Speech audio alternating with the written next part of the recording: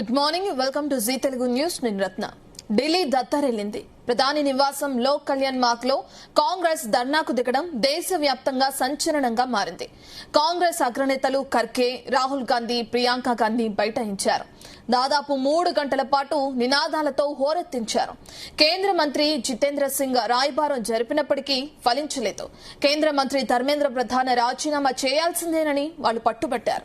దీంతో ధర్నాను పోలీసులు భగ్నం చేసి రాహుల్, ప్రియాంక సహా ఇండియా కూటమి నేతలను అక్కడి నుంచి తరలించారు. ఇటు హైదరాబాద్ లోనూ సీజేపీకి మద్దతుగా విద్యార్థులు లోక్ భవన్ ముట్టడించారు. ఇదే అంశంపై ఇవాల్టి మార్నింగ్ డిబేట్ లో చర్చిద్దాం. మనతో పాటు అటు బీఆర్ఎస్ నుంచి డాక్టర్ దత్తాత్రేయ జూమ్ లో జాయిన్ అవుతున్నారు. అలాగే అనలిస్ట్ పాపారావు గారు జాయిన్ అవుతున్నారు. బీజేపీ నుంచి విఠల్ గారు, అలాగే కాంగ్రెస్ నుంచి చలసాని దయాకర్ గారు, వీళ్ళు కూడా జూమ్ లో జాయిన్ అవుతున్నారు మనతో పాటు చర్చించడానికి. ముందుగా నలుగురికి గుడ్ మార్నింగ్ అండి. Good morning. Good morning. So first start చేద్దాం బీజేపీ నుంచి. విఠల్ గారు, అసలు దేశ భవిష్యత్ అంటే ఆ యువతని రక్తం చిందేలా కొడుతున్నా, వాళ్ళపైన టియర్ గ్యాస్ ప్రయోగించినా గానీ ఎందుకు ఇప్పటి వరకు ప్రభుత్వం చెల్లించలేదు? అండ్ ఇప్పుడు ప్రతిపక్షాల నుంచి కూడా సపోర్ట్ లభిస్తుంది. రాహుల్ గాంధీ, ప్రియాంక గాంధీ అక్కడికి చేరుకున్నారు. ధర్నాకి వాళ్ళు కూడా మద్దతు తెలపడం చూస్తున్నాం. మనం 3 గంటల పాటు ప్రధాని నివాసం ఎదురుగానే బైఠాయించి ధర్నా చేశారు. వాళ్ళను కూడా పోలీసులు అక్కడి నుంచి తరలించడం చూస్తున్నాం. ఇంత జరుగుతున్నా అసలు ఎందుకని ధర్మేంద్ర ప్రధాన్ రాజీనామాని ప్రభుత్వం ఎందుకు ఆమోదించట్లేదు? ఎందుకు ముందుకు వెళ్ళట్లేదు? ఏం చెప్తారు మీరు? గుడ్ మార్నింగ్ అమ్మా. మీకు అక్కడ ఉన్నటువంటి బ్రదర్స్ అందరికి, దత్తాత్రేయ గారికి, అదేవిధంగా పాపారావు గారికి, మిత్రులు ఇంకో మర్చిపోయాను ఎవరు గుర్తుపట్టు, దయాకర్ డాక్టర్ దయాకర్ గారికి అండ్ వీక్షకులందరికీ గుడ్ మార్నింగ్ తెలియజేస్తూ, ఒక్కసారి ఈ ర్యాలీ ధర్నా పైన చర్చించే ముందు కొంత పూర్వపర్వాలు చర్చించాలి. నీట్ పేపర్ అనేది దేశవ్యాప్తంగా జరిగినటువంటి ఎగ్జామ్ లో, ఎన్పిఏ కండక్ట్ చేసిన ఎగ్జామ్ లో పేపర్ కేరళలో, హర్యానాలో లీక్ అయింది. వెంటనే ప్రభుత్వం స్పందించి దాన్ని రద్దు చేయడము, బాధ్యులైనటువంటి వ్యక్తులపైన సిబిఐ కేసులు పెట్టడము, అరెస్ట్ చేయడము, చట్టపరమైన చర్యలన్నీ తీసుకొని మళ్ళీ ఎగ్జామ్ పెట్టడం, మళ్ళీ రిజల్ట్స్ రావడం, ఇవన్నీ అయిపోయింది. ఈ ప్రక్రియ క్లోజ్ అయిపోయింది. అంటే ఈ జరిగిన నష్టానికి వెంటనే ప్రధానమంత్రి గారే స్పందించి చర్యలు తీసుకొని సిబిఐ కేసులు పెట్టి అరెస్టులు చేసి బాధ్యులైన జైల్లో పెట్టి మళ్ళీ పకడ్బందీ ఎగ్జామ్ కండక్ట్ చేయడం ద్వారా రిజల్ట్ కూడా వచ్చింది. ఇప్పుడు అడ్మిషన్ ప్రక్రియ జరుగుతా ఉంది. అదొక వైపు. ఇవాళ దానికి నిరసనగా ధర్మేంద్ర ప్రధాన్ గారు హెచ్ఆర్డి మినిస్టర్ ఉన్నారు కాబట్టి వాళ్ళు రాజీనామా చేయాలనే ఏకైక లక్ష్యంతో ఇవాళ సిజేపీ అని మనం అందరం కూడా ఒక వ్యంగ్యాస్త్రంగా పార్టీగా గుర్తిస్తున్నాం. ఈ దేశంలో డెమోక్రసీ ఒక పార్టీ అంటే అది ఒక సోషల్ మూవ్మెంట్, ఒక స్టూడెంట్ మూవ్మెంట్ గా చూడాలి. కానీ మనం అందరం కూడా సిజేపీ కార్యకర్తలుగా మనం పిలుస్తా ఉన్నాం. ఒక రాజకీయ పార్టీ ఇప్పటికీ రిజిస్టర్డ్ కాలేదు. ఆ రిజిస్టర్డ్ అయినటువంటి ఎలక్షన్ కమిషన్ ఆఫ్ ఇండియాకి రిజిస్టర్ అయ్యాలి. దానికి ఒక రెస్పాన్సిబిలిటీ ఉంటాయి, రూల్స్ ఉంటాయి, రెగ్యులేషన్స్ ఉంటాయి, లక్ష్యాలు ఉంటాయి. ఏమీ లేవు. సరే, ఒక పొలిటికల్ స్టూడెంట్ మూవ్మెంట్ డెఫినెట్ గా జరిగిన నష్టానికి నిరసన తెలపడం స్వాగతించాల్సిందే. ఇవాళ ఇప్పుడు ఈ స్టూడెంట్ మూవ్మెంట్ వెనకాల ఎవరున్నారు? ఆప్ కార్యకర్తలు ఉన్నారని చెప్తున్నారు, కమ్యూనిస్ట్ కార్యకర్తలు ఉన్నారని చెప్తున్నారు, కాంగ్రెస్ కార్యకర్తలు ఉన్నారని చెప్తున్నారు. సరే, ఎవరైనా ఉండొచ్చు, నిరసన చెప్పడం తప్పు లేదు. ఇప్పుడు intelligence report, police report, media report అన్ని కూడా అక్కడ జరిగినటువంటి నిరసన కార్యక్రమంలో ఒక 1200 నుంచి 1500 మంది పాల్గొన్నారని చెప్తాను. సరే, మీడియా ఇవాళ అత్యుత్సాహంతో దాని ఒక పొలిటికల్ పార్టీ, ఒక ప్యారలల్ పొలిటికల్ పార్టీగా మీడియా చిత్రీకరించి దాన్ని ఎక్స్పోజ్ చేస్తుంది. చేయనియండి, తప్పేం లేదు. అక్కడ జరిగినటువంటి సంఘటనలో దాదాపు 120 మంది పోలీస్ ఆఫీసర్స్ దెబ్బలు తగిలినాయి, ఇంజ్యూర్డ్ అయ్యారు. ఐపీఎస్ ఆఫీసర్స్ ఇంజ్యూర్ అయ్యారు. ఇక్కడ విద్యార్థుల వైపు 60 మందో 70 మంది ఇంజ్యూర్ అయ్యారు. ఈ సంఖ్యను చూడండి దయచేసి. సో ఒకవైపు పోలీస్ పైన దాడి చేసినప్పుడు, వాళ్ళ పైన రాళ్ల దాడి చేసినప్పుడు, నిరసన తెలిపినప్పుడు సహజంగా ఘర్షణ అనేది దేశంలో, ప్రపంచంలో ఎక్కడైనా జరుగుతుంది. మనం పోలీస్ వ్యవస్థ పైన జరిగిన దాడి, 120 మంది గాయాల పైన మనం చర్చించాం. కానీ విద్యార్థులు డెఫినెట్ గా నిరసన తెలిపినప్పుడు ఒక సానుభూతి ఉంటుంది, వాళ్ళ లక్ష్యం నెరవేరాలని కోరుకుంటాం. ఎవరైనా తప్పు లేదు అందులో. కానీ ఇక్కడ ధర్మేంద్ర ప్రసాద్ గారి ఒక హెచ్ఆర్డి మినిస్టర్ గా నైతిక బాధ్యతనే ఉండొచ్చు. తన ఇన్వాల్వ్మెంట్ ఉంటుందా? ఇన్వాల్వ్మెంట్ ఉండడానికి ఏమైనా సాక్ష్యాలు ఉన్నాయా? ప్రతిపక్షాలు ఆరోపిస్తే ధర్మేంద్ర ప్రధాన్ గానే ఆ పేపర్ లీకేజ్ చేశారని ఎక్కడ చెప్పారా? కేరళలో తర్వాత ఎక్కడో జరిగినటువంటి సంఘటనలు అక్కడ పేపర్ లీకేజ్ దేశవ్యాప్తంగా లక్షలాది మంది రాసినప్పుడు జరిగింది. దురదృష్టకరం, అది తప్పు. దాన్ని సరిదిద్దే ప్రయత్నం చేయాలి. సరిదిద్దే ప్రయత్నంలో భాగంగానే ఆయనే కేంద్ర విద్యాశాఖ మంత్రిగా ఉన్నారు కాబట్టి ఆయన రాజీనామా చేయాలని అడుగుతున్నారు కదా. ఈ దేశంలో 1960లో లేం మనం, పాపారావు గారికి బాగా తెలుసు. ఆ నైతిక బాధ్యతలు ఒకవేళ అది పాలకంలో ఉన్నటువంటి వాళ్ళైతే రోజు మంత్రులు రాజీనామా చేయాల్సిందే. ఎవ్వరు ఉండరు మంత్రుల నైతిక బాధ్యత వహిస్తే. యూపీఏ 192లో 2G scam, coal scam, spectrum స్కామ్లు, రకరకాల స్కామ్లు ఏ మంత్రులు రాజీనామా చేశారు? ఆ మాటకొస్తే మొన్న తెలంగాణ ప్రభుత్వంలో public service commission paper leakage లో ఏకంగా గ్రూప్ 1 పేపర్ లీకేజ్ అయినాయి. ఒకసారి కాదు, 2 సార్లు కాదు, రకరకాల అవకతవకలు జరిగినాయి. వేలాది మంది విద్యార్థులు వచ్చారు. అంతకుముందు గ్లోబరీనా ఒక సంస్థని ఇంటర్మీడియట్ బోర్డులో 27 మంది చనిపోయారు. ఏ విద్యాశాఖ మంత్రి రాజీనామా చేశారు? గ్రూప్ 1 పేపర్ అయితే ఏ మంత్రులు రాజీనామా చేశారు? ఏ ముఖ్యమంత్రులు రాజీనామా చేశారు? ప్రతిపక్షాలు అడిగే ముందు తమ ప్రభుత్వంలో తమ ఆయనలో ఏం జరిగిందో ఒకసారి ప్రశ్నించుకోవాలి, ఎదురు ప్రశ్న వేసుకోవాలి. ప్రతిపక్షాలు కాదు, ఇప్పుడు విద్యార్థులే రోడ్లపైకి వచ్చి ఈ విధంగా ధర్నాలు చేయడం కూడా చూస్తున్నాం. డిమాండ్ చేయడంలో తప్పులేదమ్మా, కానీ నైతిక బాధ్యత ఈ దేశంలో ఎవరు వహిస్తున్నారని చెప్తున్నాను. మేము తప్పు ఒప్పుకోవట్లేదు, మేము తప్పు పట్టలేదు. నిజంగా ధర్మేంద్ర ప్రసాద్ గారే ఒక ఎంక్వైరీలో ఆయన్నే లీక్ చేశాడంటే డెఫినెట్ గా ఆయన బాధ్యుడు. చట్టపరమైన చర్యలు తీసుకుంటది, కేంద్ర ప్రభుత్వం స్పందిస్తుంది, డెఫినెట్ గా చర్యలు తీసుకుంటది. కానీ ఒక నైతిక బాధ్యతను దృష్టిలో ఉంచుకొని మీరు రాజీనామా చేయాలంటే ఒకవేళ ఆయన ఇన్వాల్వ్మెంట్ డెఫినెట్ గా రాజీనామా చేస్తాడు, డెఫినెట్ గా బర్తరఫ్ చేస్తారు. కాదు, దానికి ఒక పొలిటికల్ కలర్ ఇచ్చేసి ఈ రకంగా నిరసన చెప్పి ఈ రకంగా ఒక దేశంలో అల్లకల్లోలం సృష్టించే ప్రయత్నం చేయడం అనేది ఎంతవరకు సమాజం? రైట్. పాపారావు గారు మనం చూస్తున్నాం, పిల్లల గారు ఏం చెప్పారో కూడా అర్థమవుతుంది. ఇంత జరిగినా కూడా ఆయన ఎక్కడైనా చేశాడని నిరూపిస్తే అప్పుడు చేస్తారు రాజీనామా, అప్పుడు వెళ్తారు ముందుకంటున్నారు. కానీ ఇక్కడ విద్యార్థులు డిమాండ్ చేయడం మనం చూస్తున్నాం, అన్ని పార్టీల సపోర్ట్ కూడా మనం చూస్తున్నాం. కేవలం రాజకీయ పరంగా మాత్రమే కాదు, విద్యార్థులకి ఆన్సరబుల్ గా ఉండాల్సిన అవసరం కూడా ఉంది ప్రభుత్వం. మరి ఏంటి మీ అనాలిసిస్ ఏంటి దీనిపైన? విఠల్ గారే దానికి కొన్ని కండిషనాలిటీస్ పెట్టి 1960s కాదు ఇది అనేది అన్నారు. 1960s కాదు, లాల్ బహదూర్ శాస్త్రి కాదు, ధర్మేంద్ర ప్రధాన్ అనేది కూడా దాని ఎక్స్టెన్షన్. ధర్మేంద్ర ప్రధాన్ ఒక్కరే కాదు సార్, పాపారావు ఎవరు ఏ రాజకీయ నాయకుడు కాదని. నాయకుడు కాదు, అది అందరికీ తెలిసిందే. అందుకే ఏ పార్టీని నమ్మటం మానేశారు కదా. నమ్మటం మానేసి సిజేపీ అని ఎందుకు పెట్టుకున్నారంటే ఏ పార్టీని నమ్మటం మానేసి వాళ్ళు సిజేపీ పెట్టుకున్నారు. ఏ పార్టీలో చేరలా. సరే జరుగుతుంది. సరే దానిలో ఇప్పుడు ఆ మాత్రం అడ్మిషన్ ఉంది. అంటే ఇప్పుడు ఎవరు అలా లేరు కాబట్టి 1960s కాదనే మాట కొంత ఒక రకమైనటువంటి ఆ మాత్రం కన్సలేషన్ మనకు అది. తర్వాత కాకపోతే ఇక్కడ నేను అనేది ఒకటి, యూపీఏ 1లో 2లో స్కాములు జరిగితే ఎవరు రిజైన్ చేశారనేది. కానీ యూపీఏ 1, 2లో స్కాములు జరిగితే యూపీఏ గవర్నమెంటే, నేనే కాంగ్రెస్ ని సమర్థించాను. నాకు కాంగ్రెస్ పార్టీ పట్ల చాలా ఎవర్షన్ కూడా ఉంది ఈ మధ్యకాలంలో జరుగుతున్న పరిణామాల్లో. అయితే ఏంటంటే అప్పుడు వాళ్లే వేసుకున్నారు స్కామ్స్ ఇన్వెస్టిగేషన్. కాంగ్రెస్ గవర్నమెంటే వేసుకుంది వాళ్ళ మీద, రాజా మీద, కనిమొళి మీద, కోల్ స్కామ్ లో కొన్ని ఇవన్నీ వాళ్లే వేసుకున్న ఇన్వెస్టిగేషన్స్. పైగా 2G స్కామ్ కానీ, కోల్ స్కామ్ కానీ ఇవన్నీ డైరెక్ట్ జనాలకి రాలా. ఉంటది సమాజం మీద అది పెద్ద ఎత్తున అవినీతి ప్రభావం ఉంటది, కానీ డైరెక్ట్ గా జనాలకి తాకలా వాటి ఎఫెక్ట్. కానీ ఇక్కడ ఈ స్కామ్ నీట్ ఏదైతే స్కామో లేకపోతే లీకేజ్ ఇంకోటో జరిగిందో, కరప్షన్ ఉందో దానిలో, అది డైరెక్ట్ గా లక్షలాది మంది యువజనులు, ముఖ్యంగా నార్త్ ఇండియాలో ఎంతమంది, సౌత్ ఇండియాలో కూడా ఉంటుంది ఖచ్చితంగా, దీని ఎఫెక్ట్ చాలా ఉంటుంది. కానీ చాలా చోట్ల పేరెంట్స్ పిల్లల్ని చిన్నప్పటి నుంచే ఈ దిశగా కింద lower income group families, middle class families వాళ్ళు చాలా దీనికోసం ప్రిపేర్ చేసుకుంటూ వస్తారు. చాలా చిన్నప్పటి నుంచే వాళ్ళకి ఆ ఉద్యోగం వస్తేనే కుటుంబం గట్టెక్కుద్ది, వాళ్ళ జీవితాలు బాగుంటాయని చాలా వాళ్ళ ఆస్తులు అమ్మి లేకపోతే వాళ్ళ సర్వస్వం దారపోసి దశాబ్దాల కాలం దాని మీద ఎఫర్ట్ పెడతారు. అట్లాంటిది బోర్డులో పోసిన పన్నీర్ అయితే జీవితాలు మొత్తం స్మాష్ అయిపోయినట్టు. అది చిన్న విషయం కాదు, వాళ్ళకి నీట్ అనేది చిన్న విషయం కాదు.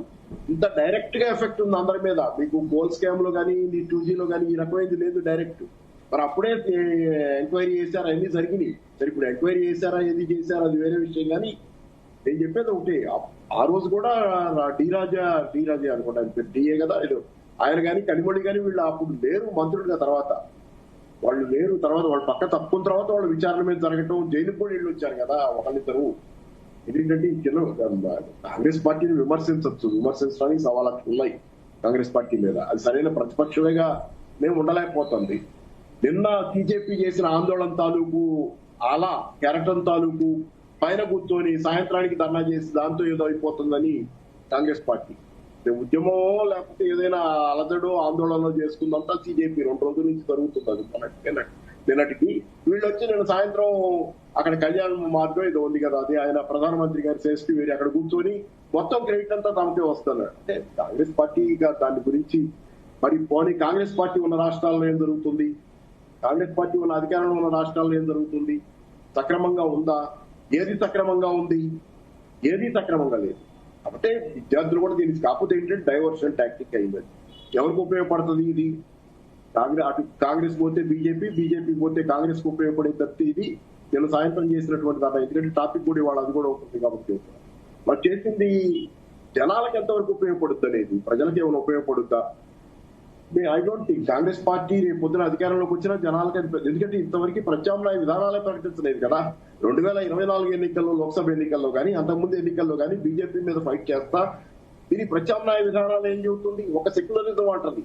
ఓకే, అన్ని పార్టీలు సెక్యులరే అంటున్నాయి బీజేపీ తప్పితే. నీకు ప్రత్యామ్నాయ విధానాలు ఏంటి? నీ ఆర్థిక విధానాల్లో బీజేపీకి నీ ప్రత్యామ్నాయం ఏంటి? ప్రత్యామ్నాయం చెప్పడానికి వాళ్ళ జాతి కాదు. ఎందుకంటే తెచ్చిన విధానాలే లిబరలైజేషన్, ప్రైవేటైజేషన్, గ్లోబలైజేషన్ తెచ్చిందే కాంగ్రెస్ కదా. ఇప్పుడు అది మళ్ళీ దానికి ప్రత్యామ్నాయం అదే విధానాలే బీజేపీ అమలు జరుపుతుంది. దానికి ఏం ప్రత్యామ్నాయం చెప్తే మళ్ళీ పాత అదే చెప్తే నువ్వెందుకు బీజేపీ ఫాస్ట్ గా ప్రైవేటైజేషన్ వేగంగా చేస్తుంది. నమ్మే వాళ్ళకి, నమ్మని వాళ్ళకి ఎట్టుకుంటే అది నచ్చదు అలాంటి వాళ్ళకి. అందుకని ఏంటంటే కాంగ్రెస్ కి ప్రత్యామ్నాయ ఆర్థిక విధానాలే లేవు. పేరు ఇందిరాగాంధీ పేరు దాచుకుంటారు. ఇందిరాగాంధీ నేను డేటాతో చెప్పాలంటే ఇందిరాగాంధీ కాలంలో లెఫ్ట్ ఆఫ్ సెంటర్ ఉంది కాంగ్రెస్ పార్టీ. వామపక్ష దిశగా సెంటర్ నుంచి కొంచెం లెఫ్ట్ ఉంది బాగా. Nationalisation of banks, privy purses రద్దు చేయటం, ఆ రోజు అనుసరించిన విధానాలు నీకు చిన్నది చెప్పాలంటే థామస్ పికెటీ చెప్పాడు.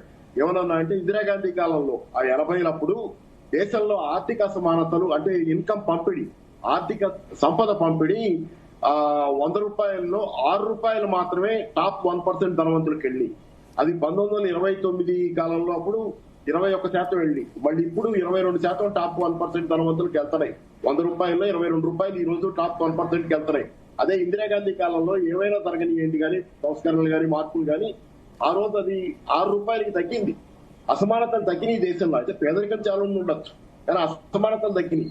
ఆ విధానాలు మీకు ఉన్నాయా పోనీ ఆ విధానాలు చెప్పండి. మీరు ఆ విధానాలు కూడా చెప్పలేని స్థితిలో ఉన్నారు కదా. కాంగ్రెస్ పార్టీ సమస్య డొల్లైపోయింది కాబట్టి నిన్నటిది ఏంటంటే వాళ్ళకి ఇది ఈ అల మీద పైకి లెగుద్దామనే ప్రయత్నం చేస్తున్నారు. రెండోది ఏంటంటే అది బీజేపీకి కూడా ఉపయోగం. ఎందుకంటే బీజేపీ అనుసరించే విధానాలు రేపు ఏ కొత్త పార్టీ పుట్టుకొచ్చి అది ఈ విధానాలన్నింటినీ వెనక్కి చూడకుండా కాంగ్రెస్ పార్టీ అయితే అదే విధానాన్ని కంటిన్యూ చేస్తుంది కాబట్టి చాలా మందికి ఉపయోగం. ప్రపంచంలో అమెరికా వాళ్ళతో సహా అందరికీ ఉపయోగమే. సో అక్కడ ఏంటంటే ఇది సరే ఏదేమైనా ఏంటంటే ఈ మామూలు స్కామ్ కాదు, ఇది చాలా జనాల జీవితం, లక్షలాది మంది జనాల జీవితంతో ముడిపడిన వ్యవహారం. సరే అన్ని వీడియోస్ లో ఇప్పుడు ఇందాక మన పెద్ద విఠల్ గారు అన్నది ఏంటంటే ఆ పోలీసులకి ఇంతమందికి దెబ్బలు తగిలి లేకపోతే ఆందోళనకారులకు ఇంతమందికి తగిలి డేటా అలా లేదనుకుంటా. నాకు తెలిసి 100 మంది ఆందోళనకారులకి దెబ్బలు తగిలి పోలీసులకు ఎంతమంది నిజమే. ఆ విషయం రావాలి కూడా, ఆ విషయం కూడా అవసరం. కానీ నేను అనుకోవటం నేను చాలా వీడియోలు చూశాను. నేను మధ్యాహ్నం నుంచి పెట్టి నేను పొద్దున్న నుంచి కూడా అనుకుంటాను విపరీతంగా మొన్న రాత్రి నుంచి అనుకుంటా చాలా వీడియోలు చూశాను. దరిదాపుగా నేను వదిలేసిన వీడియో తక్కువ. అక్కడ జరిగిన దానిలో పోలీసులు రాళ్ళేయడం కూడా కనపడుతుంది. పోలీసులు కూడా రాళ్ళేస్తున్నారు. వాళ్ళు ఒక 2 లారీలు ఏదో ఒక లారీ ఏదో ఒక రాళ్ల కుప్ప లారీలు తెచ్చి రాళ్లున్న లారీలు తెచ్చి అక్కడ పెట్టారు, వాళ్ళే పెట్టారని ఆరోపణలు కూడా ఉన్నాయి. అది అక్కడ ఏంటంటే మనం వన్ సైడెడ్ గా ఉండకూడదు అనేది. ఎందుకంటే ఎంత రూలింగ్ పార్టీ అయినా కానీ మనం మాట్లాడుతున్నప్పుడు దాని గురించి అంటే వీడియోస్ అలా లేవు. వీడియో కదా ఈ రోజు వీడియో ఎవిడెన్స్ లేని చోట ఎక్కడ ఉంది? మీరు ఇంటర్నెట్ ఆపేసిన వీడియో అయితే తీయచ్చు కదా ఫోన్ లో.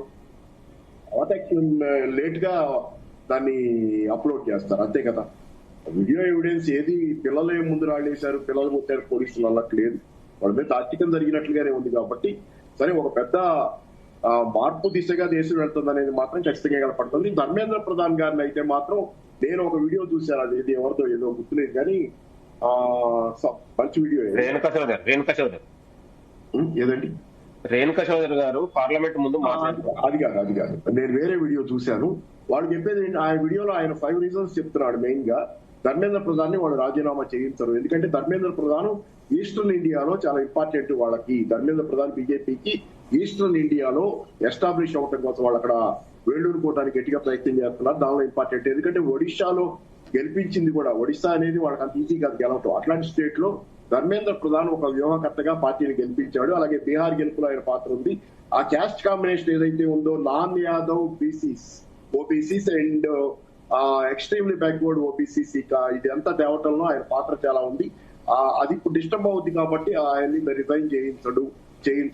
ఇలా అనేక కారణాలు చెబుతున్నారు ధర్మేంద్ర ప్రధాన్ వాళ్ళు ఎందుకు రాజీనామా చేయించరు. ఒకవేళ ఆయనతో రిజైన్ చేయించకపోతే, రాజీనామా చేయించకపోతే నెక్స్ట్ ఏంటి బీజేపీ పరిస్థితి ఏంటి? ఇప్పటికే ఎంత వ్యతిరేకత వ్యక్తమవుతుందో కూడా మనం చూస్తున్నాం కదా. అదే ఆ మాట అంటానే ఆ వీడియోలో చివరికి ఏమన్నా అంటే పొలిటికల్ గా దానికి బాగా ట్రబుల్ అయితే ఎవరు చేస్తారేమో కానీ మామూలుగా అయితే చేయరని చెప్పాడు. దాంతో పాటు ఆ వీడియోలో వాళ్ళ ఇదేంటంటే ధర్మేంద్ర ప్రధాన్ రిజైన్ చేస్తే అది అంతటితో ఆగదు. ధర్మేంద్ర ప్రధాన్ రిజైన్ అయితే సిస్టమ్ మీదకి వస్తుంది. నెక్స్ట్ అది ఈ న్యూ ఎడ్యుకేషన్ పాలసీ మీదకి వస్తుంది. అట్లాగే వీటన్నిటి మీద ఎగ్జామ్స్ వీటి మీద కూడా నెక్స్ట్ అవన్నీ కూడా సిస్టమ్ క్వశ్చన్ అవుతుంది కాబట్టి అక్కడ దాకా రానివ్వరు అనేది. సరే ఆ వాదనలు ఏదైనా కానీ ఏంటంటే ఇప్పటికైతే ప్రభుత్వం ఇంతవరకు మీకు ఎందుకంటే మన ఈయన రాజ్నాథ్ సింగ్ ది కూడా కోర్టు చేశాడు. రాజ్నాథ్ సింగ్ ఇప్పుడు ఆ మధ్య కాలంలో అతను ఎవరు ఫ్రాడ్ చేసి వెళ్ళిపోయాడు కదా, నీరవ్ మోడీ కేసులోనే. దీనిలోనూ మినిస్టర్లు రాజీనామా చేయాలంటే రాజ్నాథ్ సింగ్ అన్నాడు, మేము మినిస్టర్లు రాజీనామా చేసేది మేము చెయ్యం, ఆ పనులు మేము చెయ్యం యూపీఏలో లాగా. ఆ మాట అన్నాడు, యూపీఏలో లాగా మినిస్టర్లు రాజీనామా చేయరు, ఇక్కడ మేము ఆ వ్యవహారంలో మేము చేయగలిగి చేస్తాం తప్పితే చేసేది ఎంక్వైరీలో లేకపోతే వాళ్ళని విచారించడానికి తీసుకురావడం చేస్తాం తప్పితే మేమైతే మాత్రం రాజీనామాలు చేయమనేది రాజ్నాథ్ సింగ్ వీడియో చూశాను. రాజ్నాథ్ సింగ్ వీడియో కూడా ప్లే చేశాడు బాబు. అది దట్ ఈస్ ఏ పాలసీ. ఇంతవరకు చూడండి బీజేపీ గవర్నమెంట్ లో ఎవరు ఏ స్కామ్ల మీద ఎక్కడ సెంట్రల్ లెవెల్లో ఎవరు రిజైన్ చేయాల, స్టేట్ లెవెల్లో నాకు ఎవరు రిజైన్ చేయాలి. That is a policy of the BJP government అనేది ఇది రాజ్నాథ్ సింగ్ వీడియోతో చెప్పించేది. సో నేను అనుకోవటం ఏంటంటే బాగా toughest of the toughest conditions వస్తే తప్పితే అంత ఈజీగా వాళ్ళు ధర్మేంద్ర ప్రధాన్ ని వదులుకుంటారని నేను అనుకోను. ఓకే, దత్తాత్రేయ గారు, బీఆర్ఎస్ స్టాండ్ ఏంటి? ఒక పక్కన ఈ రోజు అటు సీఎం రేవంత్ రెడ్డి కూడా పిలుపునివ్వడం మనం చూస్తున్నాం. అందరికి ఏంటి లోక్ భవన్ ముట్టడికి కూడా వెళ్ళాలి అని చెప్పి, అంటే అక్కడ చేసిన ఎవరైతే రాహుల్ గాంధీ సోనియా గాంధీని అదుపులోకి తీసుకున్నారో వాళ్ళకి ప్రియాంక గాంధీని అదుపులోకి తీసుకున్నారో దానికి నిరసనగా ఇక్కడ కూడా లోక్ భవన్ ముట్టడిని పిలుపునివ్వడం కూడా మనం చూస్తున్నాం. కాంగ్రెస్ అయితే ఒక ఎత్తున అంటే ఇప్పటి వరకు రియాక్ట్ అవ్వకపోయినా ఇప్పుడైనా అట్లీస్ట్ రియాక్ట్ అవ్వాలని ప్రయత్నిస్తుంది. మరి బీఆర్ఎస్ స్టాండ్ ఏంటి?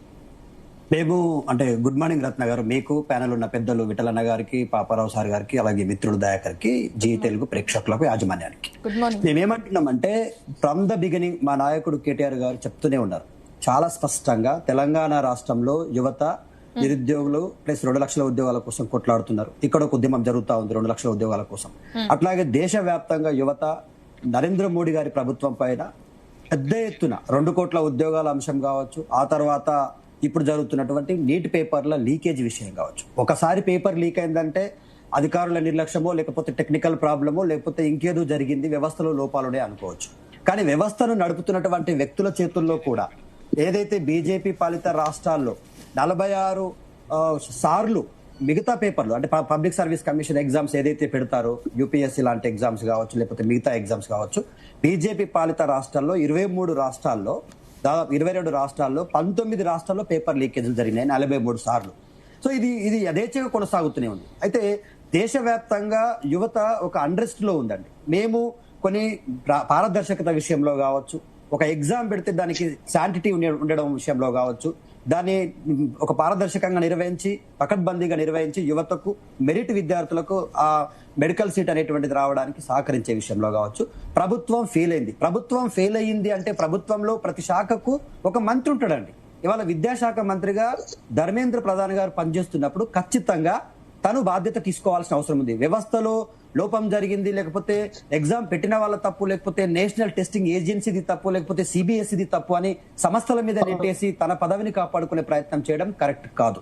నేను ఎందుకు అంటా ఉన్నామంటే, మళ్ళీ ఒకసారి ఎందుకు రిపీట్ చేస్తా ఉన్నామంటే, కాక్రోచ్ జనతా పార్టీ అనేటువంటిది ఈ దేశంలో అత్యున్నతమైనటువంటి సుప్రీంకోర్టు ప్రధాన న్యాయమూర్తి నోటి నుంచి రావడం వల్ల దేశంలో ఉన్నటువంటి యువకులందరూ కూడా తిరుగుబాటు ఎగిరేశారు. ఇది ప్రజాస్వామ్యం మీద తిరుగుబాటు కాదు, ప్రభుత్వం మీద తిరుగుబాటు. ప్రజాస్వామ్యాన్ని కాపాడడం కోసం ప్రభుత్వం మీద, కేంద్ర ప్రభుత్వం మీద, బీజేపీ ప్రభుత్వం మీద, నరేంద్ర మోడీ ప్రభుత్వం మీద తిరుగుబాటు ఇది.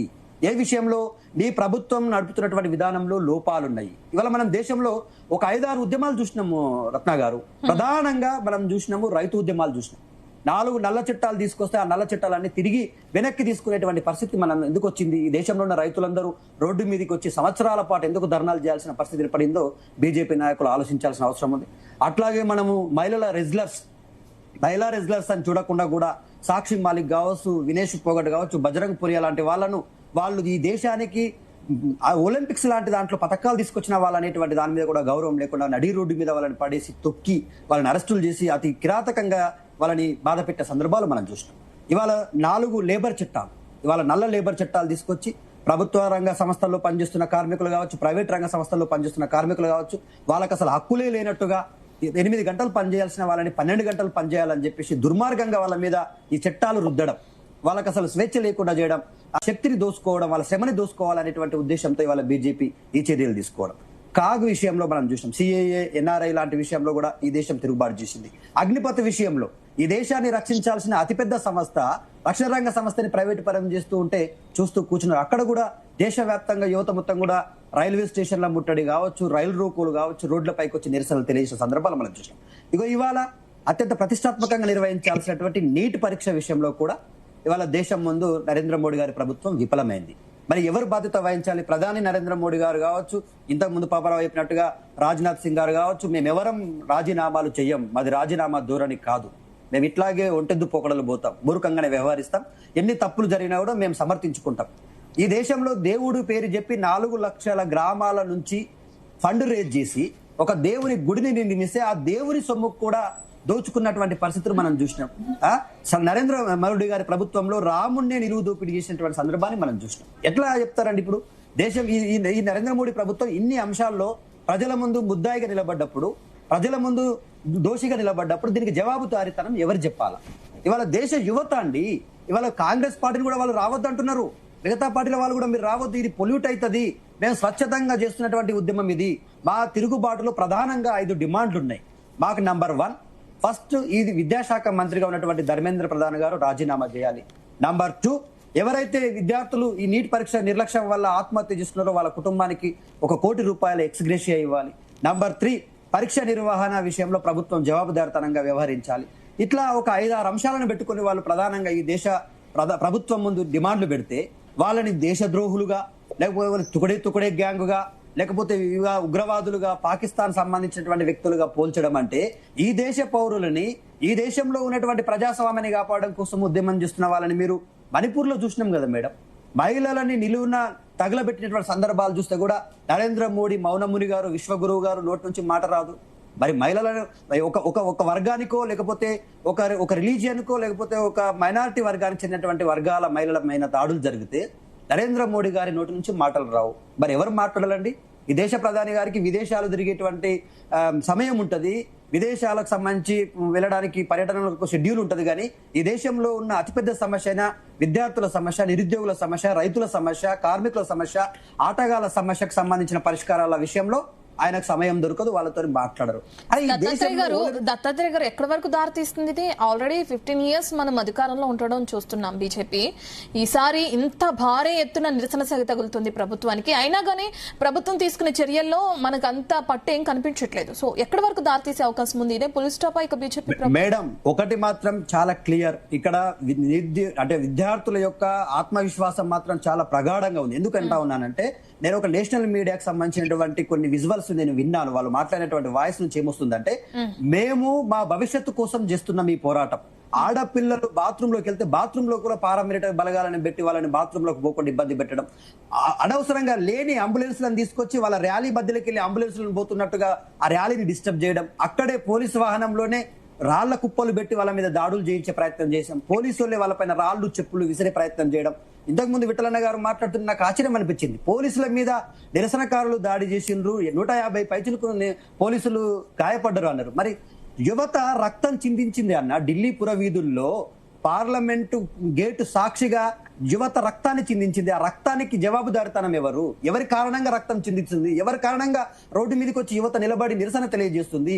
వాళ్ళు ఏం అడుగుతున్నారు? ఈ దేశంలో ప్రధానమంత్రి నరేంద్ర మోడీ గారి స్థానాన్ని అడగట్లేరే, ఇవాళ ధర్మేంద్ర ప్రధాని గారి సీట్ అడగట్లేరే, మంత్రి గారిని సీట్ని అడుగుతలేరే, వాళ్ళు మాకు న్యాయం చేయండి, ఎవరు కారణమైనరో వాళ్ళని జవాబుదారితనంగా రాజీనామా చేయమని చెప్పండి అని అడుగుతా ఉన్నారు. సామాజిక ఉద్యమకారులు సోనం షంగారు చేస్తుంటే ఆయనని అరెస్ట్ చేసి అలా భార్యని జుట్టు పట్టుకుని లాక్కున్న వీడియోలు మనం చూసినాం. ఇది ఎక్కడి ప్రజాస్వామ్యం అండి? నాకు అర్థం కాదు. దేశంలో ఉన్న యూజీసీని మీ అండర్లోకి తీసుకుంటారు, సిబిఎస్ఈని మీ అండర్లోకి తీసుకుంటారు, నేషనల్ టెస్టింగ్ ఏజెన్సీని మీ అండర్లోకి తీసుకుంటారు. ఇక ఈ దేశం మొత్తాన్ని మీ అండర్లోకి తీసుకొని అసలు ప్రశ్నిస్తుడు అంటే వాడిగా దేశద్రోహిలాగా ముద్రించే ప్రయత్నం చేస్తా ఉన్నారు. ఇదెక్కడి ప్రజాస్వామ్యం అని చెప్పేసి అడిగితే ఇక ప్రతిపక్షాలకైతే అసలు విలువనే లేదు. ఏ రాష్ట్రంలో అయినా పశ్చిమ బెంగాల్లో ఎంపీలండి, ప్రజాస్వామ్యబద్ధంగా గెలిచిన ఎంపీలని బలవంతంగా లాక్కోవడం, మహారాష్ట్రలో బలవంతంగా లాక్కోవడం, అబ్సల్యూట్ మెజార్టీ ఉన్న స్థానాల్లో కూడా అసలు ప్రతిపక్షమే ఉండకూడదు అనే ధోరణి, ఈడీ, సిబిఐ, ఐటీ లాంటి సంస్థలను పంపించి భయపెట్టడం, బెదిరించడం, ప్రతిపక్షాలు లేకుండా చేయడం దేనికి దారితీస్తుంది అంటే నరేంద్ర మోడీ గారి ప్రభుత్వం నామరూపాలు లేకుండా పోవడం ఖాయం. నిరుద్యోగ యువత, మహిళలు, రైతులు వీళ్ళ పోరాటంలో ఖచ్చితంగా నరేంద్ర మోడీ గారు కుర్చీ ఖాళీ అవుతుంది. ఓకే, ఎస్, మనతో పాటు జూమ్ లో అటు మస్తాన్ రావు గారు అనలిస్ట్ జాయిన్ అయ్యారు. మస్తాన్ రావు గారు నమస్తే అండి. ప్లీజ్ వెయిట్ అండి, నేను మీ దగ్గరకు వస్తాను. ఇక దానికన్నా ముందు అటు కాంగ్రెస్ నుంచి దయాకర్ రావు గారు కూడా ఉన్నారు, ఆయనతో మాట్లాడదాం. దయాకర్ గారు, మనం చూస్తున్నాం ఇప్పటికే కాంగ్రెస్ ప్రభుత్వం ఇన్ని రోజులు కానీ ఎక్కడ చర్చించలేదు దీని గురించి, అంటే జస్ట్ కామెంట్స్ వరకే పరిమితమైంది. ఇప్పుడు స్టూడెంట్స్ చేస్తున్న ధర్నా దగ్గరికి వెళ్ళి ఒక 3 గంటలు మీరు కూడా మద్దతు తెలిపితే అంతా అయిపోతుందా? అసలు మీరు మాట్లాడాలి కదా, సభల్లో చర్చించాలి దీని గురించి. స్టూడెంట్స్ అంత గట్టిగా పట్టుబడుతున్నారు ధర్మేంద్ర ప్రసాద్ ఎలా అయితే రాజీనామా చేయాలని చెప్పి. మరి అసలు కాంగ్రెస్ స్టాండ్ ఏంటి? ఇప్పటి వరకు ఎందుకు చెల్లించలేదు? ఇప్పటి వరకు ఎందుకు మాట్లాడలేదు? అసలు అయితే ప్రతిపక్షంలో ఉన్న మీరే స్టాండ్ తీసుకోవాలి. స్టూడెంట్స్ బయటకు వచ్చి వాళ్లే రక్తం చిందించి ఈ విధంగా ధర్నా చేస్తున్నా గానీ ఇప్పుడు ఎందుకు కాంగ్రెస్ రియాక్ట్ అయింది? ఏంటి, దీన్ని కూడా రాజకీయం చేయాలని చూస్తున్నారా? అందరికీ నమస్కారం అండి. నమస్తే. మే 3వ తారీఖు జరిగినటువంటి నీట్ పరీక్షలు ఏదైతుందో, నీట్ పేపర్ లీకేజీ కాగానే మొదటగా కాంగ్రెస్ పార్టీ స్పందించింది. రాహుల్ గాంధీ, ప్రియాంక గాంధీ గారు ఈ దేశంలో ఉన్నటువంటి కాంగ్రెస్ శ్రేణులు కావచ్చు, ఎన్ఏసీఏ కావచ్చు, యూత్ కాంగ్రెస్ కావచ్చు, పెద్ద ఎత్తున బీజేపీ కేంద్ర ప్రభుత్వం పైన పెద్ద ఎత్తున పోరాటం చేసి అదే విధంగా పార్లమెంట్ లో కూడా నీట్ దానిపైన చర్చించింది రాహుల్ గాంధీ గారు. ఈ దేశ యువత కోసం గొంతెత్తి మాట్లాడుతుంది రాహుల్ గాంధీ గారు. కాబట్టి రాహుల్ గాంధీ గారినే నిన్న మీరు చూశారు, ఒక బాధ్యతంగా ఒక ప్రతిపక్ష నాయకుడిని చూడకుండా కూడా ముక్కుకు గాయమయ్యేటట్లు కూడా ఈడ్చుకెళ్లి, అంటే వాళ్ళు ఇచ్చినటువంటి ఒక దుర్మార్గంగా వివరించారు. అయినా కూడా ఈ దేశ యువత కోసం కాంగ్రెస్ పార్టీ ఎప్పుడు కూడా అండగా ఉంటుంది, పోరాడుతుంది. ఏదైతే నిన్న 2 రోజులుగా జరుగుతున్నటువంటి కాక్రోచ్ పార్టీ ఉన్నటువంటి పిలుపునిచ్చినటువంటి సందర్భంలో వాళ్ళు ఎలాంటి రాజకీయ పార్టీలకు సంబంధం లేకుండా స్వచ్ఛందంగా విద్యార్థులు తమ భవిష్యత్తు కోసం జరిగిన అన్యాయాన్ని ప్రశ్నిస్తూ దేశ నలుమూలల నుండి విద్యార్థి లోకం అంతా కూడా వేలాదిగా తరలి వచ్చింది. అది ఏదేమైనా అది మోదీ యొక్క బీజేపీ కేంద్ర ప్రభుత్వాన్ని కావచ్చు, ఆర్ఎస్ఎస్ మూలాలను కూడా ఈరోజు కదిలిస్తా ఉంది. ఎందుకంటే 12 ఏళ్లుగా దేశవ్యాప్తంగా అవినీతితోని, అక్రమాలతోని, లీకేజీలతోని ఏదైతే ఇవాళ రైలు ప్రమాదాలు జరుగుతున్నా, విమాన ప్రమాదాలు జరుగుతున్నా, దోపిడీలు జరుగుతున్నా, ఎక్కడ కూడా మౌనంగా ఉన్నటువంటి పరిస్థితి. ఇవాళ మొత్తం కూడా దేశ ప్రజలు ఉన్నటువంటి హక్కుల్ని, ఆకాంక్షల్ని గొంతు నొక్కి ఒక బీజేపీ ఏకపక్షంగా మొత్తం కూడా సిబిఐని, ఈడీని, ఏసీబీ మొత్తం కూడా జాతీయ సంస్థల్ని తన చేతుల్లో పెట్టుకొని ఇవాళ ప్రజల గొంతుల్ని, ప్రజాస్వామ్య గొంతు నొక్కుతుంది. కాబట్టి ఇవాళ విద్యార్థుల రూపంలో, యువత రూపంలో ఇవాళ బీజేపీ విధానం పైన పెద్ద ఎత్తున యువత కదిలిచ్చింది. కాబట్టి కాక్రోచ్ జనతా పార్టీ అయితే డిమాండ్ చేయడం చూస్తున్నాం, ఇదే కేంద్ర విద్యాశాఖ మంత్రి రాజీనామాని. కాంగ్రెస్ డిమాండ్ ఏంటి? కాక్రోచ్ జనతా పార్టీకి సపోర్ట్ ఇవ్వటమేనా? కాంగ్రెస్ పార్టీ కూడా ఈ ఉన్నటువంటి కేంద్ర మంత్రి ధర్మేంద్ర ప్రధాన్ గారు రాజీనామా చేయాలి, దేశ యువతకు మోదీ క్షమాపణ చెప్పాలనేది కూడా మొదటి నుంచి రాహుల్ గాంధీ గారు కాంగ్రెస్ పార్టీ ఏఐసీసీగా పిలుపునిస్తా ఉంది. దాదాపు వేలాది మందిని విచ్చలవిడిగా లాఠీ చార్జ్ చేసి, టియర్ గ్యాస్ వేసి విచ్చలవిడిగా కొట్టారు. అంతకుముందుకు ఢిల్లీ కమిషనర్ గా ఉండి ధర్నా జరుగుతుంటుంది.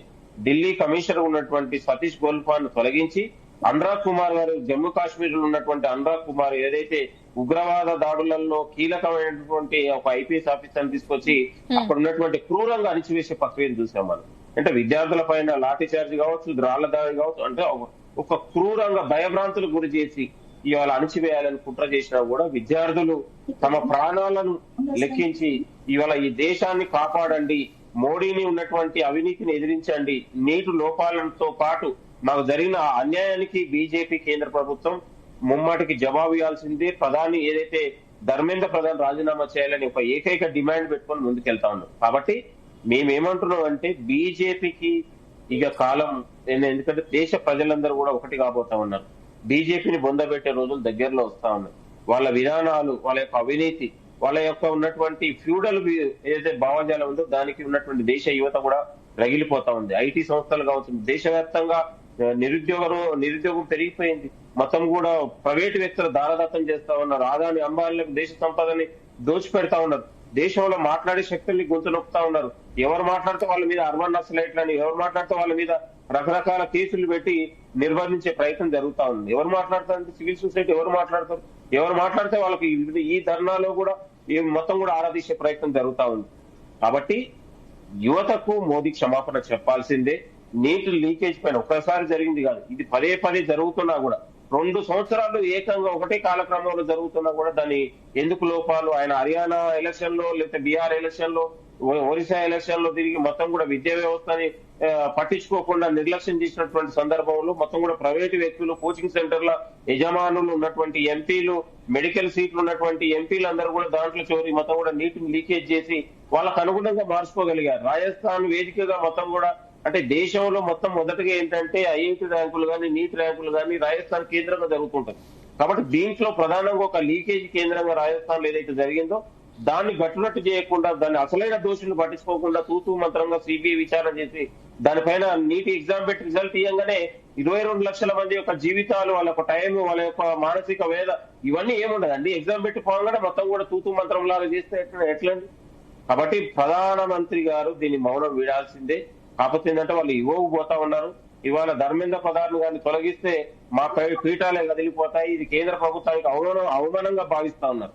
అని అట్లా కాదండి. గతంలో మనం అందరం కూడా చూసిన, గతంలో ఇదే ఉన్న ఉమ్మడి ఆంధ్రప్రదేశ్ లో ఏదైతే నెదురుమల జనార్దన్ రెడ్డి గారు క్యాపిటేషన్ ఫీజు వ్యతిరేకంగా విద్యార్థి లోకం అంతా కదిలి వచ్చినప్పుడు, కోర్టు తీర్పు వచ్చినప్పుడు రాజీనామా చేయాల్సి వచ్చింది. అదే విధంగా బడ్జెట్ సమావేశాలు లీక్ చేసినందుకు ఎన్టీ రామారావు కూడా మంత్రివర్గం పైన తొలగించాల్సి వచ్చింది. ఇట్లా ఉన్నటువంటి అనేక సందర్భాలు ఉన్నాయి. దీనిపైన ఎలాంటి చర్య తీసుకోకుండా మౌనంగా ఉండి ఏదో ప్రతిపక్షాలు అరుస్తారు పోతారు అనేది మౌనంగా ఉంటే ఎట్లండి? దేశంలో మొత్తం కూడా యువతతో పాటు నిన్న యువతకు మద్దతుగా రైతులు కూడా కదిలి వచ్చారు. కాబట్టి దేశ శక్తులందరూ కూడా కదిలి వస్తా ఉన్నారు. ఇది కేవలం మోడీ విధానమే కాదు, దేశాన్ని రక్షించుకోవాలి, ప్రజాస్వామ్యాన్ని రక్షించుకోవాలి, రాజ్యాంగానికి ఒక ప్రమాదకరంగా మారినటువంటి బీజేపీ విధానాలు కావచ్చు. ఇవాళ 12 ఏళ్లుగా దేశంలో ఎవరు మాట్లాడకుండా ఒక వాళ్ళే రాజుగా, వాళ్ళే విధానాలుగా ప్రతిపక్షాలు పార్లమెంట్ లో ప్రతిపక్షాల గొంతును కూడా నొక్కుతా ఉన్నారు.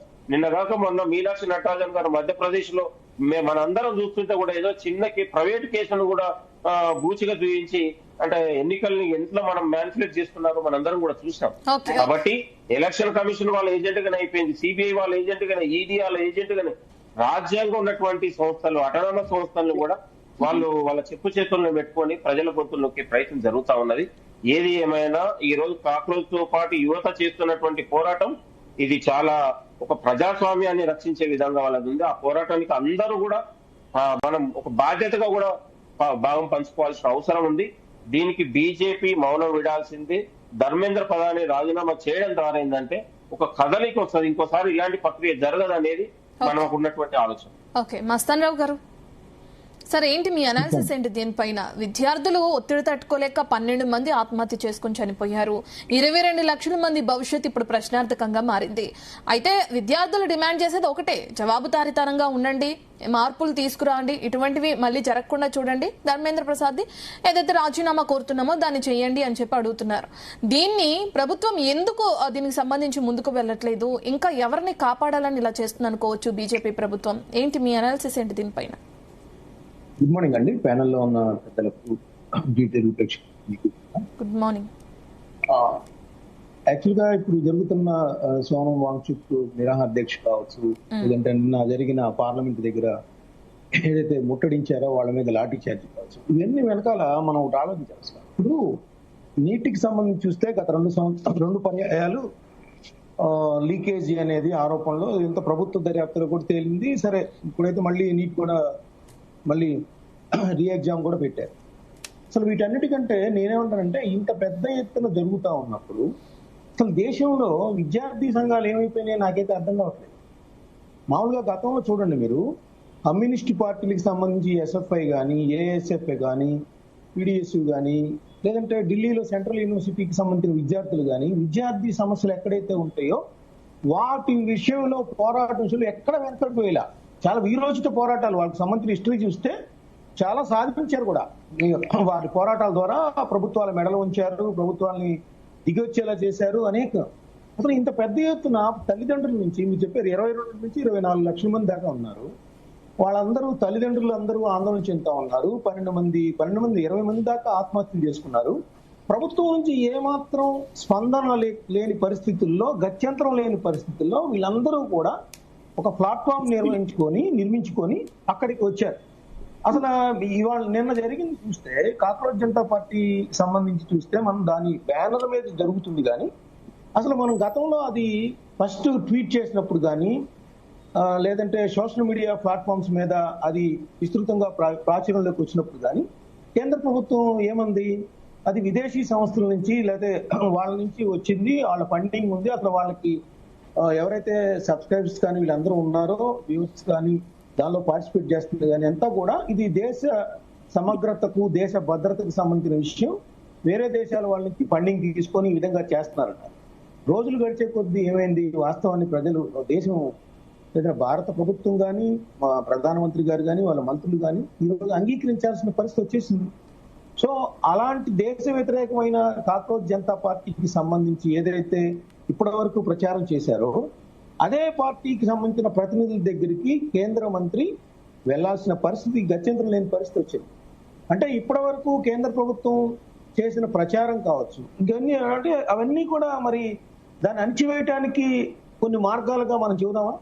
ఈ రోజు మరి నడ్డా గారు కానీ లేకపోతే జితేంద్ర సింగ్ గారు కానీ లేకపోతే హాస్పిటల్లో ఉన్న వాళ్ళని పరామర్శించడం కానీ ఎందుకు జరుగుతోంది? సో ప్రభుత్వం ఈ రోజు డిఫెన్స్ లో పడింది. నేననేది ఏంటంటే ఇట్లాంటి ఒక నీట్ లాంటి లీకేజీ జరిగినప్పుడు ప్రశ్నపత్రం ప్రభుత్వం సరైన విధంగా స్పందిస్తే అది ఇక్కడ దాకా వచ్చేది కాదు. నేను గతంలో చెప్తానండి, ఇప్పుడు యాక్చువల్గా అక్కడ ఉన్న వాళ్ళు చాలా మంది స్లోగన్స్ కూడా ఇచ్చారు. నిన్న మనం చూస్తే 2-3 గుర్తు వస్తా ఉన్నాయి. ఏంటి, నేపాల్ చేస్తాము లేదంటే బంగ్లాదేశ్ చేస్తాము అంటే అక్కడ కూడా యువత ముందుకు వచ్చారు. ఈ లాఠీ దెబ్బలు తినాలన్నా, పోరాటాలు చేయాలన్నా, త్యాగాలు చేయాలన్నా ఎప్పుడు యువతే ఉంటారు. 1989లో చైనాలో అక్కడ ప్రభుత్వం మీద ప్రజాస్వామ్యబద్ధంగా లేదు కానీ, నిరుద్యోగం విషయంలో కానీ, లేకపోతే ప్రభుత్వంలో జవాబుదారీతనం లోపించిందని కానీ అక్కడ కూడా యువత పెద్ద ఎత్తున ముందుకు వచ్చిన పరిస్థితి. వందలాది మందిని అక్కడ కూడా ట్యాంకులు సైనిక చర్య ద్వారా అణిచివేసిన పరిస్థితి కూడా చూడాలి. అంటే ఇక్కడ మన భారతదేశంలో అలాంటి పరిస్థితులు లేవు కానీ ప్రజాస్వామ్యం ఇంకా ఉంది కాబట్టి ఈ విధంగా వాళ్ళు కూడా చేయగలుగుతున్నారు అనేది కూడా అంటారు. కానీ ఇప్పుడు చూడండి, ఒక్క యువత గురించే కాదు అక్కడ ఏం జరుగుతుంది. నేను ఇది సబ్జెక్ట్ కాకపోయినా మాట్లాడుతున్నాను. ఇప్పుడు స్వేచ్ఛాయుత వాణిజ్య ఒప్పందాల పేరుతో చేస్తా ఉంటే ఇల్లిటరేట్స్ గా ఎక్కువ మంది ఇల్లిటరేట్స్ గా ఉంటారు. వ్యవసాయ ఆధారితంగా ఉన్న రైతులు కూడా ఈ రోజు రోడ్డు మీదకి వచ్చేస్తున్నారు. కేంద్ర ప్రభుత్వం తన విధానాల మీద పునరాలోచన చేయాలి. ఏదైతే విద్యార్థుల నుంచి నిరసన వ్యక్తమవుతోంది, తర్వాత రైతుల నుంచి నిరసన వ్యక్తమవుతుంది, అందరినీ అణిచివేసుకుంటూ పోతారా? వాళ్ళకి సమాధానం చెప్పాలి కదా. వాళ్లే కదా మీకు ఓట్లేసింది. వాళ్ళు 3 పర్యాయాలు మమ్మల్ని గెలిపించారు కదా. ఇలాంటి ప్రభుత్వాన్ని గెలిపించినందుకు మీరు ఇస్తున్న బహుమతి లాఠీ ఛార్జీలు లేకపోతే అణిచివేత ధోరణులు రైతులు అడుగుతున్నారు. ఈ రోజు అమెరికా నుంచి వ్యవసాయ ఉత్పత్తులు వస్తా ఉంటే, రేపుతున్న పాడి పరిశ్రమలు వస్తా ఉంటే కోట్లాది మంది రైతులు కూడా ఇళ్లలో కూర్చోవలసిన, ఉపాధి కోల్పోవాల్సిన పరిస్థితి వస్తుంది. మీరు మాకు చెప్పండి ఏమేం చేస్తారు, అసలు మాతో స్టేక్ హోల్డర్స్ తో చర్చించారా లేదా అని అడుగుతా ఉన్నారు. ఈ రోజు విద్యార్థులు కూడా అదే అడుగుతా ఉన్నారు. మీరు పరీక్షలు నిర్వహించలేనప్పుడు అట్లాంటి విద్యాశాఖ మంత్రిని ఎందుకున్నారు? లేదంటే లాఠీ చార్జ్ చేస్తా ఉన్నప్పుడు అమిత్ షా గారు లాంటి వాళ్ళ మీద ఏంటి అది అణిచివేత ధోరణిలో వెళ్ళాలా? డెమోక్రటీ అంటే లాఠీ చార్జీలతో లేకపోతే వాళ్ళు ఇష్టారాజ్యంగా కొడతామా? అక్కడ తియాన్మన్ స్క్వేర్ లో ఒక ట్యాంక్, సైనిక ట్యాంక్ ఎదురుగా ఒక పర్సన్ నుంచుకొని ఉంటాడు. ఈ రోజు కూడా అదే సంఘటనలు పునరావృతమైనప్పుడు ఒక 6-10 మంది పోలీసులు కొడతా ఉంటే కొట్టమని అడుగుతా ఉన్నారు. విద్యార్థులు కొట్టండి, మమ్మల్ని చంపండి అని అడుగుతా ఉన్నారు. కానీ మా సమస్యని పరిష్కరించండి అనేది వాళ్ళ యొక్క నినాదంగా అక్కడ మనకు కనిపించింది. ఈ సంఘటనలన్నీ ఎట్లా చూద్దాం మనం? సో నేననేది ఏంటంటే, మీరు విద్యార్థి సంఘాలని కాక్రోచ్ జనతా పార్టీ ఈ రోజు పిలిచినట్టే 20 రోజుల క్రితం పిలిస్తే చర్చల ద్వారా వాళ్ళ సమస్యలు ఏంటి అని అడిగితే ఖచ్చితంగా సంస్కరణ తేవచ్చు, వాళ్ళ మీద చర్యలు తీసుకోవచ్చు. ఇప్పుడు ఎప్పుడు స్పందించారు అంటే ఇక్కడ కాంగ్రెస్ పార్టీ ఈ రోజు నిన్న అక్కడికి వెళ్లి మెరుగుదరణ చేస్తే స్పందించారు. కాంగ్రెస్ పార్టీని కూడా మనం నిందించాల్సిన అవసరం. స్వాతంత్ర పోరాటం దగ్గర నుంచి ఉన్న కాంగ్రెస్ పార్టీ ఎన్ని ఉద్యమాలు చేసింది, ప్రజలకు ఎంత స్ఫూర్తిదాయకంగా నిలిచింది. ఈ రోజు ఒక ఛాయ్ వాలా ప్రధానమంత్రి అయ్యేలాగా ప్రజాస్వామ్యం నిలిచింది. కానీ గత కొంతకాలంగా చూస్తుంటే అది చేసిన ఉద్యమాలేంటి, అది ఏ విధంగా ప్రజల యొక్క ప్రభుత్వ వైఫల్యాలను ప్రజల దగ్గరికి తీసుకెళ్తుందో అది వైఫల్యం చెందుతుంది. ఇవన్నీ కూడా కాంగ్రెస్ పార్టీ కూడా ఆలోచించాలి. కేవలం మీరు అన్నట్టు ఇందాక 3 గంటలు ధర్నా చేసేసి అక్కడేదో మనం వాళ్ళందరూ తరపున ఉంటున్నట్టుంటే విద్యార్థులు ఒప్పుకోవట్లేదు వాళ్ళని. మీరు మా రాజకీయాలతో వద్దు, మీరు మాతో సంబంధం లేదు, మేము ఉద్యమం చేసుకుంటాం, మళ్ళీ దీన్ని రాజకీయాలు చేసేసి దీనిలో వచ్చే మీరు ప్రవేశిస్తే ఈ ఉద్యమం కూడా నాశనం అయిపోతుందనే భయాలు కూడా వాళ్ళకు ఉన్నాయి. ఓకే ఓకే ఓకే విఠల్ గారు, ఫైనల్ కన్క్లూషన్ ఇవ్వండి. అమ్మా, ఇప్పుడు అందరి మాటలు విన్నాను. డెఫినెట్ గా కేంద్ర ప్రభుత్వము ధర్మేంద్ర ప్రధాన గారి ఒకవేళ వాళ్ళ యొక్క ఇన్వాల్వ్మెంట్ ఉండి వాళ్ళ ప్రమేయం మేరకే పేపర్ లీకేజ్ అయితే డెఫినెట్ గా కేంద్ర ప్రభుత్వం స్పందిస్తుంది, బాధ్యత తీసుకుంటుంది, బర్తరఫ్ చేయాలంటే చేస్తుంది, రాజీనామా చేస్తుంది, తప్పకుండా చేస్తుంది. వాళ్ళ ఇన్వాల్వ్ ఎంక్వైరీ జరుగుతా ఉంది, సిబిఐ ఎంక్వైరీ జరుగుతా ఉంది, బాధ్యులను ఇప్పటికి అరెస్ట్ చేశారు. ఇంతకుముందు మీరు అగమ్య గోచరం అన్నారు విద్యార్థుల భవిష్యత్తులో. ఆల్రెడీ ఎగ్జామ్ అయిపోయింది, సెకండ్ టైం ఎగ్జామ్ పెట్టి రిజల్ట్ వచ్చింది, అడ్మిషన్ ప్రక్రియ ప్రారంభమైంది. జరిగిన నష్టాన్ని కేంద్ర ప్రభుత్వం ముఖ్యంగా ప్రధానమంత్రి గారే తీవ్రమైన విచారం నిన్న వ్యక్తం చేశారు. వారు బాధ్యులను ఎట్టి పరిస్థితుల్లో శిక్షిస్తామని చెప్పారు. ఆ బాధ్యుల్లో ధర్మేంద్ర ప్రధానమంత్రి గారు ఉంటే కూడా కేంద్ర ప్రభుత్వం తప్పకుండా శిక్షిస్తుంది. ఎంక్వైరీ జరుగుతా ఉంది.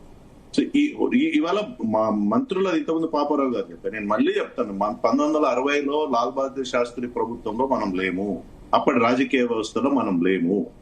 ఇవాళ తెలంగాణ ఉద్యమం అద్భుతంగా జరిగినప్పుడు ప్రతిరోజు లాఠీచార్జ్ జరిగింది.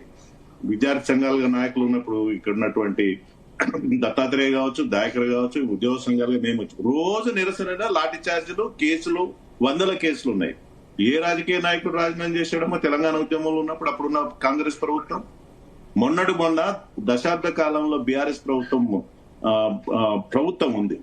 ఏకంగా నిరసన తెలిపితే ఇందిరా పార్క్ ని ఎత్తేశారు, నిరసన వేదికని. ప్రొఫెసర్ కోదండ రామ్ గారు జేఏసీ కన్వీనర్ గా, చైర్మన్ గా ఉన్నటువంటి వ్యక్తి ఇంటి పైన దాడి చేసి అర్ధరాత్రి తలుపులు ఆయన అరెస్ట్ చేసిన సందర్భం చూశాం. బండి సంజయ్ గారు 317 శాంతియుత నిరసన తెలిపితే అర్ధరాత్రి తలుపులు వలగొట్టి అరెస్ట్ చేసి పేపర్ లీకేజ్ కేసులు పెట్టిన సందర్భాలు చూసినాం. కేంద్ర ప్రభుత్వం గానీ రాష్ట్ర ప్రభుత్వం లా అండ్ ఆర్డర్ ఇష్యూస్ ఎప్పుడు ఈ ప్రభుత్వాల సంబంధం లేదు. సహజంగా నిరసన తెలిపినప్పుడు నిరసనకారులతో పోలీసులు ఘర్షణ జరుగుతుంది, 2 వైపులా కూడా నష్టం జరుగుతుంది. నేను అది చెప్పదలుచుకున్నానమ్మా. అంటే విఠల్ గారు 2 వైపులా నష్టం జరుగుతుంది అంటే నష్టం జరుగుతుంది. విద్యార్థుల రక్తం వచ్చేలాగా విద్యార్థులు కూడా బాధపడుతున్నారు. ఒక్క నిమిషం విఠల్ గారు, మనం చూస్తున్నాం ఇదంతా. అయితే ఇదంతా జరగకన్నా ముందే చర్యలు తీసుకుంటే బాగుండేది కదా. పేపర్ లీకేజ్ వరకు కూడా ఎందుకు ప్రభుత్వం? మీరు కూడా మా ప్రతిపక్ష నాయకుల్లాగా మాట్లాడుతున్నారు, అనలిస్ట్. నేను ఎవరి ప్రక్కన ఎవరు మాట్లాడలేదండి, అనలిస్టులు వాళ్ళకి చెప్తున్నారు. అండ్ నేను విద్యార్థులు అంత ఇదిగా కూడా మనం చూస్తున్నాం. వాళ్ళు రక్తం చెందుతుంది, రోడ్లపైకి వచ్చి ఇన్ని రోజుల నుంచి ధర్నా చేస్తున్నారు. ఇప్పటి వరకు ప్రభుత్వం ఎందుకు చర్యలు తీసుకోలేదు, ఎందుకు స్పందించట్లేదండి? ఇప్పుడు కూడా స్పందించలేదు. మీరు కూడా అట్లనే మాట్లాడితే ఎట్లమ్మా? అసలు ఎవరి పక్కన స్టాండ్ తీసుకోవడం లేదండి. నేను విద్యార్థుల పక్కనే మాట్లాడుతున్నాను. అండ్ మీ ప్రభుత్వం పైన వస్తున్న ఆరోపణల్ని మీరు ఏ విధంగా సమర్థిస్తారని మాత్రమే అడుగుతున్నాను. ఒక్క నిమిషం చెప్పండి విఠల్ గారు. నన్ను మాట్లాడిస్తారా? విఠల్ గారు కంటిన్యూ విఠల్ గారు. ఒక్క మాట అమ్మా, ఎక్కడ స్పందించలేదు. లీకేజ్ అయిన మరుక్షణమే ఎగ్జామ్ ను రద్దు చేసింది. బాధ్యుల పైన సిబిఐ కేసు అయింది, అరెస్టులు జరిగినాయి, బాధ్యులు ఇప్పుడు జైల్లో ఉన్నారు, ఎంక్వైరీ జరుగుతా ఉంది. ఇన్ని సందర్భాల్లో అరెస్టులు జరిగి నిరసన జరిగినప్పుడు కూడా ఇంకా మీరు స్పందించలేదని ఎట్లా మాట్లాడతారమ్మా? కేంద్ర విద్యాశాఖ మంత్రిని కూడా రాజీనామా చేపిస్తే మళ్ళీ ఇవి పునరావృతం కావని కూడా విద్యార్థులు అడుగుతున్నారు. ఆ విధంగా ఎందుకు చర్యలు తీసుకోవట్లేదు మీరు? కారుకూడదని అందరు కోరుకుంటామమ్మా, కావద్దని కోరుకుంటాం. కానీ జరిగిన నష్టాన్ని ప్రధానమంత్రి గారు విచారం వ్యక్తం చేశారు, ఎంక్వైరీ జరుగుతా ఉంది. మేము మళ్ళీ చెప్తున్నాం, ధర్మేంద్ర ప్రధాన గారి ఒక ఇన్వాల్వ్మెంట్ ఉంటే డెఫినెట్ గా ఆయన భర్తలు జరుగుతారు. మీరు అది చూడాలి తప్ప కేవలం జరిగిన నష్టాన్ని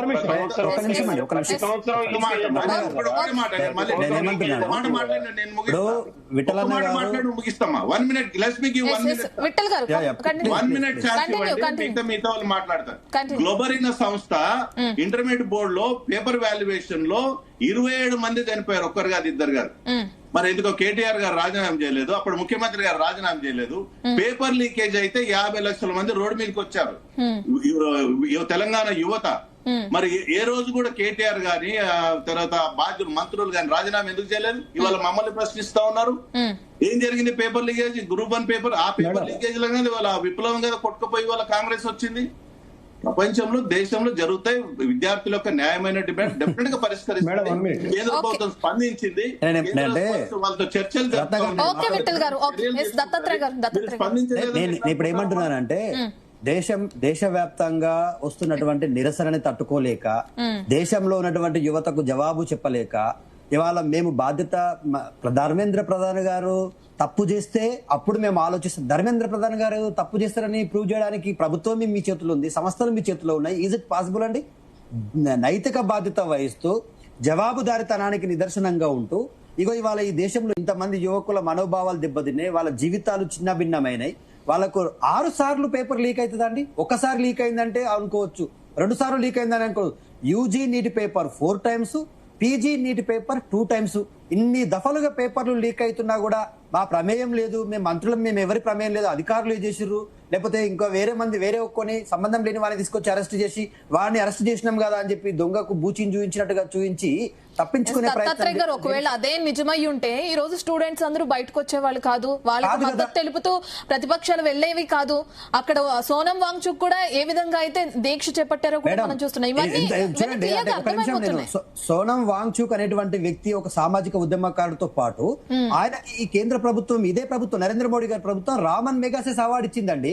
ఆయన ఎంత ప్రతిష్టాత్మక అయిన వ్యక్తి అర్థం చేసుకోండి. దేశంలో ఉన్నటువంటి మంచు కొండలు కరిగిపోకుండా కాపాడుతున్నటువంటి అతి గొప్ప వ్యక్తి ఆయన. అంత సాంకేతికమైనటువంటి పరిజ్ఞానాన్ని ఆయన ఇచ్చాడు ఇంజనీర్ గా. అట్లాంటి వ్యక్తి కూడా, నేను కూడా ఒక కాక్రోచ్నే, నేను నిరుద్యోగిని కాకపోవచ్చు, నా వయసు నిరుద్యోగానికి సంబంధించినంత వయసు ఉండకపోవచ్చు, బట్ నేను కూడా ఈ దేశంలో ఉన్నటువంటి కాక్రోచులకు మద్దతుగా నిలబడతా. వాళ్ళ పోరాటంలో న్యాయం ఉంది, ధర్మం ఉంది, దానికి న్యాయం జరిగే వరకు వాళ్ళ వెంట ఉంటా అని చెప్పేసి వాళ్ళ ఆయన భార్య, ఆయన ఇద్దరు వచ్చి ఇవాళ ఆయన 20 డేస్ ఇవాళ నిరసన తెలియజేస్తుంటే ఎందుకు భయపడుతుంది ప్రభుత్వం? మరి ఎందుకు అరెస్ట్ చేస్తుంది? అన్యాయం జరగకపోతే, తప్పు చేయకపోతే ఎందుకు భయపడుతుందండి? ఎందుకు ఇవాళ పోలీసు వాళ్ళని పెట్టి పారామిలిటరీ బలగాలను 50,000 పైచులకు పారామిలిటరీ బలగాలను పెట్టి ఎందుకు నిరుద్యోగులను అంచివేస్తా ఉన్నారు? అరే రోడ్డు మీద తిరుగుతుంటే, బాత్రూంలోకి పోతుంటే గుంజుకపోతా ఉన్నారండి. ఇంత ఘోరమా, ఇంత దారుణమా? వీడియోలు మైకులు మాట్లాడుతుంటే పగలగొడతా ఉన్నారు. ఎందుకు మీరు అంత ప్రభుత్వం ఎందుకు తప్పు చేయకపోతే భయపడుతుంది? ప్రభుత్వం తప్పు చేసింది, దానికి జవాబుదారితనంగా నరేంద్ర మోడీ గారు బాధ్యత వహిస్తారా, లేకపోతే ధర్మేంద్ర ప్రధాన్ గారు బాధ్యత వహించి రాజీనామా చేస్తారా? నీకు ఎక్కడో ఎన్నికల్లో ఉపయోగపడతాడని, ఆయన సామాజిక వర్గం ఓట్లు ఎక్కువ ఉన్నాయని ఆయనని కాపాడే ప్రయత్నం చేస్తే, ఇట్లా తప్పులు చేసే వాళ్ళందరినీ కాపాడుకుంటూ పోతే దేశంలో ఇక ప్రజాస్వామ్యానికి విలువేముందండి? నాకు అర్థం కాదు. తప్పు చేశాను ఎవరైనారు? డాక్టర్ దత్తాత్రేయ గారు ఏ నిర్ధారించింది? ఏ కోర్టు? ప్రభుత్వం జవాబుదారితనంగా ఉండమంటున్నాం, బాధ్యత వహించమని చెప్తా ఉన్నాం. ఇట్లన్నా ఎగ్జామ్స్ పెట్టినప్పుడు ప్రభుత్వ ఆధీనంలో ఎగ్జామ్స్ జరుగుతున్నప్పుడు నేషనల్ టెస్టింగ్ ఏజెన్సీ అనేది మీద యాక్షన్ ఉంది, సిబిఐ యాక్షన్ తీసుకుంది, కేసులు అయినాయి, క్రిమినల్ కేసులు అయినాయి, అరెస్టులు అయినాయి. విఠల్ గారు మీరు ఎంత పారదర్శకంగా వ్యవహరిస్తున్నారనేది నెక్స్ట్ విద్యార్థులందరూ బయటకు రావడం చూస్తున్నారు. ఒక నిమిషం. ఎంక్వైరీ జరుగుతుంది, ఎంక్వైరీ రిపోర్ట్ రానియండి కదా. రైట్ విఠల్ గారు. దయాకర్ గారు ఏం చెప్తారు ఫైనల్ గా? ఏదేమైనా దీనికి మోదీ ప్రధానమంత్రి గారు, లేకపోతే ఇప్పుడు ధర్మేంద్ర ప్రధాన్ గారు రాజీనామా చేయాల్సిందే. లేకపోతే దేశ యువత ఇది ఇంతటితో ఆగదండి. ప్రధాని మోడీ ప్రభుత్వం కూలిపోయే వరకు ఈ ఉద్యమం జరుగుతూనే ఉంటది. ఈ రోజు కూడా కాంగ్రెస్ పార్టీ తెలంగాణ టీపీసీసీ లోక్ భవన్ పిలుపునిచ్చింది. నిన్న ఢిల్లీలో జరిగినటువంటి దాడులు కావచ్చు, రాహుల్ గాంధీ గారి అరెస్టుకు నిరసనగా. కాబట్టి దేశవ్యాప్తంగా ఉన్నటువంటి ప్రజాస్వామ్య శక్తులందరూ కూడా ఒకటవుతా ఉన్నారు. నిన్ననే ఇదే సంబంధించి ఐఐటి రూర్గి వాళ్ళకు కూడా విద్యార్థులు రావద్దు, కనీసం మీరు ఎక్కడ కూడా చర్చల్లో పాల్గొనొద్దని కూడా ఇవాళ నోటీసులు ఇచ్చారు. మీరు చేస్తే మాత్రం కఠిన చర్యలు ఉంటాయి. దేశవ్యాప్తంగా విద్యార్థులు ఇవాళ ఎవరో డబ్బులు ఇస్తేనో, పులిహోర ప్యాకెట్ ఇస్తేనో, బిర్యానీ ప్యాకెట్ ఇస్తేనో యువత రావట్లేదు, స్వచ్ఛందంగా వస్తున్నారు. మీరు చూస్తే ఇవాళ ఢిల్లీలో ఇవాళ పేపర్లో, టీవీలలో చూసి కూడా దేశవ్యాప్తంగా యువత కదిలి వస్తున్నారు. కాబట్టి ఇప్పటికైనా యువత యొక్క ఉన్నటువంటి ఆకాంక్షను గుర్తించి, యువత యొక్క పోరాటాన్ని గుర్తించి ఇవాళ ఎవరైతే ధర్మేంద్ర ప్రధాన్ గారు ఉన్నారో రాజీనామా చేయడంలో తప్పేం లేదు. దాని ఏదో తప్పు చేస్తే మాకేదో అపవాదం వస్తుంది, మా ప్రభుత్వం అవినీతి ప్రభుత్వం లాగా అనేది అట్లా అనుకుంటే సరైనది కాదు. ఇప్పటికైనా నరేంద్ర మోడీ గారు దేశ యువత క్షమాపణ చెప్పి మళ్ళొకసారి ఇలాంటి జరగదనేది కావాలి. కాబట్టి అక్కడికి వచ్చినటువంటి యువత ఏదో చర్చల పేరు మీద చేసుకొని తూతూ మంత్రంగా కాదు, విద్యార్థులు అక్కడ ఉన్నటువంటి పోలీసు లాఠీ చార్జిని టీఆర్ గ్యాస్ ని ఎదురొట్టి పోరాడుతా ఉన్నారు. సైనికులతో అక్కడ ఉన్నటువంటి పోలీస్ బలగాలతో ఎదురొట్టి పోరాడుతా ఉన్నారు. ఇప్పటికైనా బీజేపీ కేంద్ర వైఖరి మారాల్సిందే. పరీక్షల ప్రక్షాళనతో పాటు యూజీసీ కావచ్చు, ఇంకా సిబిఎస్ఈ అన్నిటి కూడా ప్రక్షాళన చేయాలి. ఇవాళ నూతన సంస్కరణలు తీసుకొచ్చి ఇవాళ విద్యార్థుల గొంతు నొక్కే ప్రయత్నం జరుగుతా ఉంది. పూర్తిగా విశ్వవిద్యాలయాల్లో ఆర్ఎస్ఎస్ భావజాలను నింపే ప్రయత్నం జరుగుతా ఉంది. ఇవాళ మేము యూనివర్సిటీలలో ఏబీవీ పిల్లలు ఆర్ఎస్ఎస్ లో పనిచేసిన వాళ్ళు కూడా ఇవాళ డైరెక్ట్ గా ప్రొఫెసర్లుగా లేకపోతే సెంట్రల్ ప్రొఫెసర్ రిక్రూట్ చేసి ఎలాంటి పరీక్ష లేకుండా రిక్రూట్మెంట్ జరుగుతా ఉన్నది. ఇదెక్కడ అన్యాయం అండి? కాబట్టి దేశవ్యాప్తంగా ఆర్ఎస్ఎస్ భావజాలంతో అన్ని యూనివర్సిటీలు వాళ్ళ యొక్క ఆధీనంలో తీసుకోవడానికి ఒక కుట్ర జరుగుతా ఉంది. కాబట్టి అన్నిటిని కూడా బహిర్గతం చేయాల్సిందే, అన్నిటిపైన విచారణ జరగాల్సిందే. ఈ పోరాటం అనేది, విద్యార్థుల పోరాటం అనేది ఇప్పటికైనా కనువిప్పు కలగాలి మోడీకి, కేంద్ర ప్రభుత్వానికి. ఇవాళ వాంగ్చుక్ గారు 23 రోజులుగా నిరాహార దీక్ష చేస్తే కనీసం స్పందన ఉండదు. ఇవాళ ప్రజాస్వామ్యాన్ని మొత్తం కూని చేశారు కాబట్టి యువత రగిలిపోయిందండి. అన్ని వర్గాల ప్రజలు యువతకు మద్దతుగా ఇవాళ మమతా బెనర్జీ గారు కూడా నేను కూడా నిరసనలో పాల్గొంటా అంటా ఉన్నారు. ఇవాళ అదే విధంగా ఉన్నట్టు రైతులు, అన్ని రాజకీయ శక్తులు కూడా దానికి అండగా నిలుస్తా ఉన్నా అంటున్నారు. ఎందుకంటే మోడీ విధానానికి వ్యతిరేకంగా ఏది ఏమైనా యువత కూడా ఇవాళ అందరినీ కలపవచ్చు, ఒక ప్రజాస్వామ్య ఉద్యమానికి పురుడు పోయొచ్చు. కాబట్టి ఇప్పటికైనా వీళ్ళు మోనోపాలిగా వ్యవహరించొద్దని కోరుతా ఉన్నాను. నీట్ పరీక్ష పెట్టి ఇవాళ రిజల్ట్ ఇవ్వడం కాదు, దానివల్ల సమయం ఎంత అయింది, విద్యార్థుల ఖర్చు ఎంత అయింది, 22 లక్షల మంది విద్యార్థులు ఉన్నటువంటి ఎంతో మానసికంగా పోయారు, వందలాది మంది విద్యార్థులు ఆత్మహత్యలు చేసుకున్నారు. ఇంకా నాకు రాదేమని. కాబట్టి ఏదేమైనా ఈ పెద్ద తప్పిదంగా మేము భావిస్తా ఉన్నాం. ఒకరోజు జరిగింది కాదు, వరుస 2 సార్లు జరిగినా కూడా వాళ్ళకి ఎందుకు కదలిక రాలేదనేది మా యొక్క ఆలోచన. మస్తాన్ రావు గారు ఇంకా ఏం చేస్తే అంత సెట్ అవుతుంది అంటారు? అంటే ప్రభుత్వం జవాబుదారీతనంగా ఉండాలి. ఎవరైతే చనిపోయారో విద్యార్థులకి ₹1,00,000 ఇవ్వాలి నష్టపరిహారం అంటున్నారు. సో విద్యార్థుల డిమాండ్స్ తో మాట్లాడితే సరిపోతుంది అంటారా? ఖచ్చితంగా అండి. నేను ఒకటి చెప్తాను. ఇప్పుడు ప్రభుత్వం ఫస్ట్ నుంచి ఏం చెప్తా ఉందంటే కాక్రోచ్ జనతా పార్టీకి సంబంధించి విదేశీ శక్తుల సహాయం అని. ఒకవేళ మీరు ప్రభుత్వం ఉంది, ఎంక్వైరీ చేయండి, నిజంగా అలాంటి శక్తులు ఉంటే మీరు యాక్షన్ తీసుకోండి. దానికి ఎవరు, మనందరం కూడా భారతదేశానికే కట్టుబడి ఉంటాం కదా, దేశ భద్రత కట్టుబడి ఉంటాం. కానీ ఇంటెలిజెన్స్ అంచనాలకు కూడా అందకుండా తెగింపు ప్రదర్శించారు. ఈ రోజు 4 అంచెల భద్రతా వ్యవస్థ ఏర్పాటు చేశారు ఎక్కడికక్కడ. అయినా కూడా ఎవరు ఫండింగ్ కూడా చేయలేదు. ఎవరికి వాళ్ళు వచ్చి తన్నులు తింటున్నారు. అక్కడికి వచ్చి మాకు ఎందుకు అన్యాయం జరుగుతుంది, ఈ అన్యాయం మీద మేము మాట్లాడకూడదా, మేము మాట్లాడితే తంతారా మీరు అని అడుగుతున్నారు. వాళ్ళ ప్రశ్నలకు సమాధానాలు చెప్పాలి కదా. దీనిలో సింపుల్ కదా, ఏదైనా డెమోక్రసీలో చర్చల ద్వారా పరిష్కారం అవుతుంది. మీరు ఎందుకు చర్చలకు పిలవలేదు? ఈ రోజు వరకు ఆయన ప్రాణాలు పోయేదాకా, పర్యావరణ ఉద్యమకారుడు వచ్చేదాకా, ఆ పరిస్థితి వచ్చేదాకా, ఈ రోజు వాళ్ళందరూ కూడా వేరే వేరే రాష్ట్రాల నుంచి అక్కడికి వచ్చేదాకా ఎందుకు మీ కళ్ళు తెరవలేకపోయారు? ఇంకోటి చెప్తే, ఈ రాజకీయ పార్టీల మీద కూడా యువతకు నమ్మకం పోయింది అనేది కూడా గుర్తించాలి మనం. రాజకీయ పార్టీల మీద నమ్మకం పోయింది కాబట్టి వాళ్ళు స్వతంత్రంగా అక్కడికి రాగలిగారు. వాళ్ళ ఏర్పాట్లు వాళ్ళు చేసుకున్నారు. ఈ రాజకీయ పార్టీలు మనల్ని పావులుగా వాడుకుంటాయి తప్పితే మనల్ని సమస్యల పట్ల వాళ్ళు చూడండి. రెండోది, ఇందాక విట్ల గారిని క్వశ్చన్ వేస్తానండి. ఇప్పుడు ఇంటర్మీడియట్ లీకేజ్ జరిగింది, 23 మంది చెప్పారు కదా, ఇవన్నీ చెప్పారు. బీఆర్ఎస్ ను ఓటించేశారు కదా, భారతీయ జనతా పార్టీని కూడా ఓడిస్తారు. మీరు రెడీగా ఉన్నారా? బీఆర్ఎస్ ఇంటికి పంపించారు కదా, దాన్ని ఆ వాస్తవాన్ని కూడా అంగీకరిస్తారా మీరు? ఒక నిమిషం మీకు మీరు చెప్పిందే నేను కూడా మీకే ఇంకో క్వశ్చన్ సార్. మీకే ఇప్పుడు లాస్ట్ టైం నీటిలో నిర్వహణలో అవకతవకలు జరిగాయి, వాళ్ళ మీద యాక్షన్ తీసుకొని ఉంటే ఈ రోజు ఈ పరిస్థితి మళ్ళీ ఇంకోసారి వచ్చేదా? మరి అప్పుడు కూడా మీ ప్రభుత్వం ఉంది కదా, అప్పుడు మరి ఎవరి మీద యాక్షన్ తీసుకున్నారు? వాళ్ళ మీద యాక్షన్ తీసుకోకపోబట్టే మళ్ళీ రిపీట్ అయింది. ఇప్పుడు కూడా యాక్షన్ తీసుకుంటానికి వెనకాడితే మళ్ళీ రిపీట్ అయింది. మీరు ఆ విషయాన్ని గమనించండి. అంతేగాని బీఆర్ఎస్ చేసిందా, కాంగ్రెస్ పార్టీ చేసిందా, అవన్నీ అయిపోయినాయి. వాళ్ళు ఓడించారు, వాళ్ళు ఇంటికి పంపించారు, వాళ్ళు కింద కూర్చోబెట్టారు, మిమ్మల్ని గద్దెనెక్కించారు. మీరు కూడా అదే చేస్తే మీరు కూడా ప్రిపేర్ కండి. రేపొద్దున వాళ్ళ పరిస్థితి మీకు వస్తుంది అనేది కూడా మీరు కూడా ఆలోచించండి. అంతేగాని విద్యార్థుల సమస్యలు న్యాయంగా చర్చలకు పిలవండి, వాళ్ళ డిమాండ్లు పరిష్కరించండి. అంతేగాని వాళ్ళు ఏదో అణిచివేద్దామని చూస్తే మాత్రం మరింత పెళ్లిబిగుతుంది.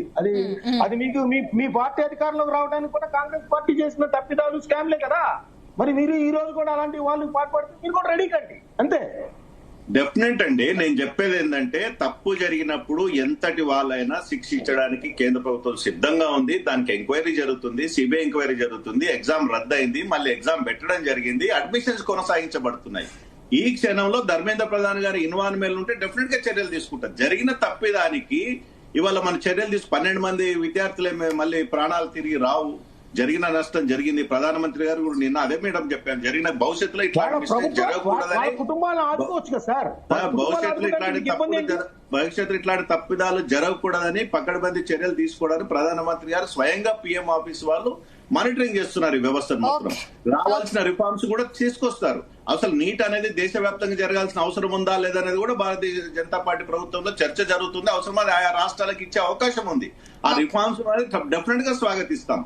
ఈ సంబంధిత వ్యక్తులతో కూడా నిన్న సుదీర్ఘమైన చర్చలు జరిగినాయి. భవిష్యత్తులో వాళ్ళ డిమాండ్ కు పరిష్కరించే అవకాశం ఉంటది. మేము డెమోక్రసీని నమ్ముతాం, ప్రజాస్వామ్యం నమ్ముతాం. భారతదేశం బాగుకోరే వ్యక్తులుగా డెఫినెట్ గా చర్యలు ఉంటాయి. కానీ దీన్ని రాజకీయాలు చేసి మేమేమో శుద్ధ పురుషులము, మేము నీతిమంతులము, మీరు మాత్రమే అవినీతి పరులని చిత్రీకరించే రాజకీయ పార్టీలు చేస్తున్నటువంటి ప్రచారం మాత్రం ప్రజలు నమ్మరుదండి.